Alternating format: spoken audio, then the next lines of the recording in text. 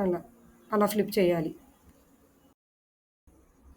ఇలా తిప్పి వేసిన తర్వాత 1 లేదా 1:30 నిమిషం అలా వదిలేసి తర్వాత నిదానంగా అంచులను సైడ్‌లను చూసుకొని పెన్నంకి అతుక్కోకుండా జొన్న రొట్టె అనేది చూసుకొని తిప్పాలండి. ఇలా చూడండి వీడియో క్లిప్‌లో చూపిస్తున్నాను గదా! అలా ఉన్నప్పుడు తిప్పుకొని మెల్లమెల్లగా కాల్చుకోవాలండి. తర్వాత ఈ జొన్న రొట్టె తినడం వల్ల మనకు లాభాలేంటంటే ఫైబర్ అధికంగా ఉంటుంది. జొన్న రొట్టె తినడం వలన జీర్ణక్రియ బాగా జరుగుతుంది. మలబద్ధకము తగ్గుతుంది. అలాగే డయాబెటిస్ ఉన్నవారికి చాలా మంచిది. రక్తంలో చక్కెర స్థాయిని నియంత్రిస్తుంది. నెక్స్ట్ బరువు తగ్గడంలో సహాయపడుతుంది. ఎక్కువసేపు ఆకలి కాదు కాబట్టి బరువు తగ్గాలనుకునే వారికి ఇది చాలా బాగా ఉపయోగపడుతుంది. తర్వాత దీంట్లో ఐరన్ అండ్ కాల్షియం ఎక్కువగా ఉంటుంది.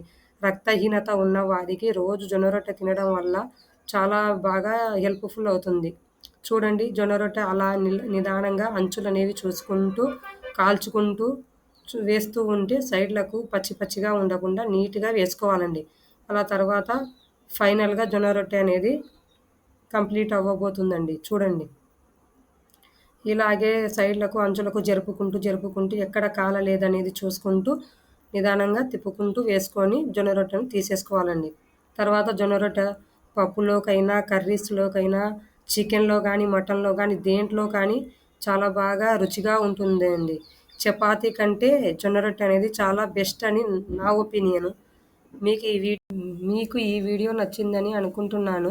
నెక్స్ట్ వీడియోలో నెక్స్ట్ రెసిపీతో మీ ముందుకొస్తాను ఫ్రెండ్స్. అంతవరకు watch my channel, subscribe my channel and like and share. Thank you and bye.